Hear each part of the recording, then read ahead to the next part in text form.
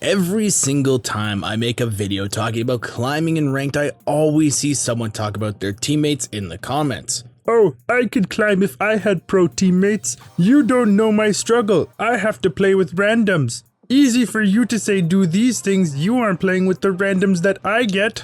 So, hello everyone, I'm your hostess with the mostest, 8 Second Gaming, and in today's video, I'm going to be breaking down why in a lot of cases your teammates don't really matter when climbing ranked and how you can actually start to take advantage of them and play around them. But you know, a lot of people want to climb ranked, but they don't know exactly where to start. Well, over on the GameLeap website, we have a lot of different guide content to help you out a little bit. We have legend guides, gun guides, VOD reviews, and much more, all done from top level players, targeted to specific areas of your gameplay in order to help you get better. And I promise you, these types of guides you won't find anywhere else. So click the link in the description, get yourself a membership today, or I'll eat all your string cheese.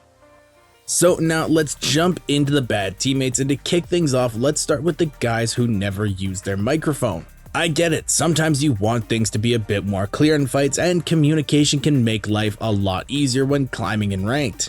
But in Apex, you don't really need to talk. The ping system is extremely in-depth, and now with the new voice lines showing when a teammate cracks someone's armor, you need to talk even less now. This can be frustrating because you want to have accurate callouts with randoms, but that sometimes just can't happen. They may have someone sleeping near them, or their microphone is broken, or they have social anxiety and just can't bring themselves to talk. There are a lot of different reasons that can be holding them back. So if you can just have them ping, that's a bare minimum, and that can be just enough to get you by in your solo queue adventures. However, if you're just pinging stuff, don't overly ping things. 1 or 2 enemy pings is fine. If you go down, don't spam ping. Your team is aware of what's happening. Just ping them once to let them know the general area and then stay in the corner. And hey, also look on the bright side. If they aren't talking on the microphone, then they won't be overly toxic to you, causing you to tilt and play worse. Or they aren't being Mr. Fan Man, who's apparently sitting in a wind tunnel testing out his headset's aerodynamics. I don't understand these people. If that's you, please stop. I beg of you.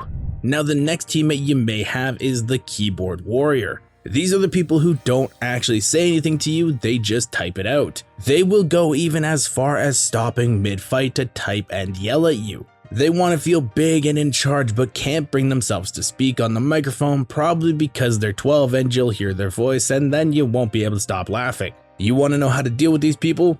Mute them.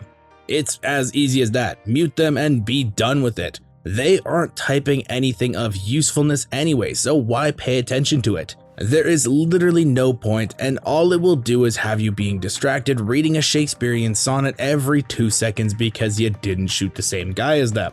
And for the people who are asking, what if by some chance he does say something of usefulness? What then? And to that I answer that with another question. Is it really worth slogging through messages of garbage in hopes that they send one useful thing in the game? I don't think so. It's better to just mute them and focus on your own gameplay. That way you're not worried about it at all.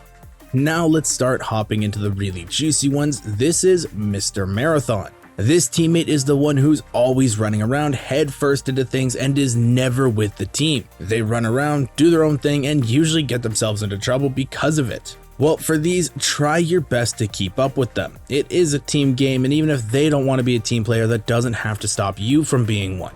But the moment that shit hits the fan, you need to be able to get yourself out. The biggest mistake people make when playing with someone like this is they always try to overcommit to stuff to save them, and I get it, you want to be a team player, you want to keep everyone alive. But it isn't worth throwing your own game, especially in lower ranks like Gold or Plat. On the GameLeap channel, I have a video where I do a live coaching session with Coach Mills. I basically backseat game him through a plat lobby, and even as a 2-man, I showed them how to win with proper positioning and how a little bit of game sense goes a long way. You don't need a full team to win, so don't throw yourself into fights trying to save someone who would just run back into the fight immediately after being rezzed. Now on the direct opposite side of the spectrum, what about the Hoovers? These are the people who sit and loot every little tiny crack of the POI they go through. They need to make sure that they have everything possible in order to play, and funnily enough, they usually die first in fights. These ones in particular are very annoying to me personally because I like to rotate fast in games and be the first one to a spot. And the way that I deal with them, and the one that I found most effective, is to start pinging different locations and ask them what they think. This will snap them out of that loot goblin mindset and make them think about moving to a new spot.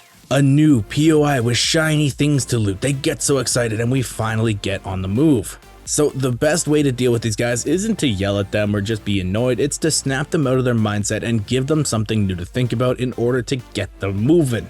And now, possibly one of the most annoying of them all, this is the dynamic duo. These are the people who are duo queued together and they never say anything to you. They run off, do their own thing, never say a word, and you're left guessing on what they have planned.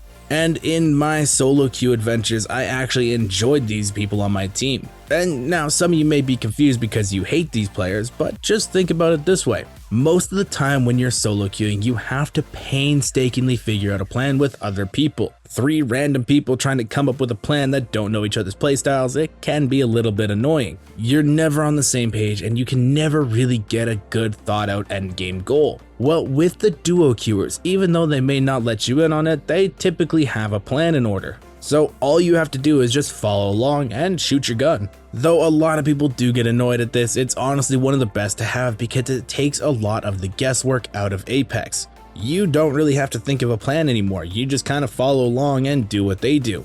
It can be bad to be left in the dark, yeah I get that, but other than that you just have to shoot people, it's pretty simple. And now this is one that a lot of people dislike, and I mean a lot. This is the IGL. This is the one that tries to take complete control of the group. The one who just randomly starts barking orders at everyone and tries to tell you what to do. This one is annoying to a lot of people because they just assume that you have no idea how to play and that they are better than you. And in my experience, they actually have no idea what they're doing and lead people down horrible paths. I've been solo queuing before where I have 2 Predator badges on my banner, and someone who's rocking 3 Platinum badges was trying to tell me how to play. But the best part about it was he was doing the exact opposite of what the best course was for that game. He was trying to get us to run out of ring to third party a fight when we had God spot for the endgame circle. If you're up with an IGL, sometimes it's best to just go along with it and bait him out. Use him as a human shield basically, let him draw fire and you stay safe and mop up kills. If he dies, he dies. It's kind of like the same idea as Mr. Marathon. Though if it's a horrible idea like the example I just mentioned, don't listen to him, don't go with him, it's not worth it. If they're gonna try and get you killed, just sit in your spot. Like I said before, you don't need a full team to win games, you can do it on your own. The IGL is going to do what he wants to do anyway, so sometimes it is better to kind of smile and nod and go along with him, but sometimes that isn't really worth it. I wish I could tell you exactly when it wasn't worth it, but sometimes you just gotta feel it out for yourself in game. If your gut tells you to not do it, then usually it's best to follow your gut. But yeah, there's always going to be annoying people when it comes to solo queuing. You're gonna struggle a bit from time to time. But I really hope this helps you guys out, even just a little bit on dealing with these players. If you guys enjoyed this video and want to stay up to date with the channel, make sure to smash that like and subscribe button. And if you guys want to come hang out, watch me play games live, I have started streaming again over on Twitch TV/8second gaming. So thank you all for watching. Once again, I'm 8second Gaming, and I will see you in the next one.